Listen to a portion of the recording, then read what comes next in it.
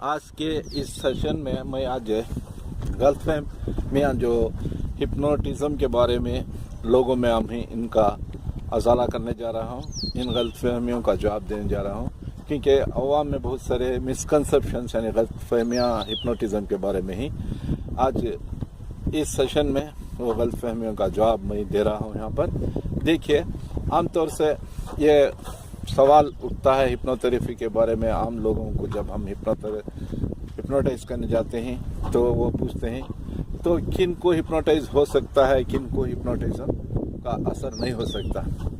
तो इसका जवाब यह है, दुनिया के 98% सभी लोगों को हिप्नोटाइज किया जा सकता है। जिनका ज़हन चालाक है, होशियार है, उनको बहुत जल्द हिप्नोटाइज किया जा सकता है। और सिर्फ उन लोगों को हिप्नोटाइज नहीं किया जा सकता जिनका ज़हन हमेशा एक तरफ रहता है, या जिन लोगों का ज़हन एक सौ नहीं हो सकता, इधर उधर खेलते रहता है, इधर उधर घूमते रहता है, उनको भी हिप्नोटाइज नहीं किया जा सकता।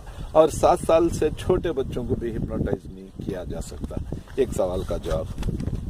तो दूसरा, कुछ लोग ये सवाल करते हैं क्या हिप्नोटाइज हालत में हम सोते रहते हैं?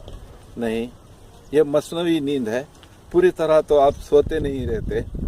जो कुछ हिप्नोटिस्ट बोल रहा है वो अच्छी तरह सुनते रहते हैं, समझते रहते हैं, और उस दौरान हिप्नोथेरेपिस्ट आपके ज़हन से पूछताछ भी करता रहता है और सवालात के जवाब भी आप देते रहते हैं। और कुछ लोगों को ये वसवसा आता है कि क्या हिप्नोटाइज हालत में हम उसी हालत में स्ट्रक तो नहीं हो जाते, या वही ही कायम तो नहीं रह जाते, सोए हुए फिर वैसे ही सोए नहीं जाते।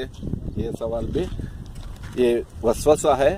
हालांकि हिप्नोथेरेपी जब हिप्नोटाइज करता है तो आपस में आमिल और मामूल दोनों मिलकर इस प्रोसेस को अंजाम देते हैं। इसमें पूरा कोऑपरेशन देना पड़ता है मामूल को, तो उसका साथ देना पड़ता है।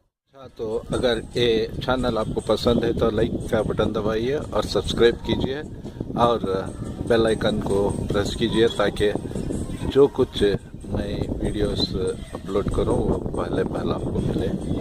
अच्छा, तो आज का इस सेशन को फिर दूसरे सेशन में और मज़ीद इजाफा करता हूँ अगले सेशन में। और जो मिसकंसेप्शंस जो हैं या गलतफहमियाँ जो हैं हिप्नोथेरेपी के बारे में, उनका भी जिक्र अगले सेशन में।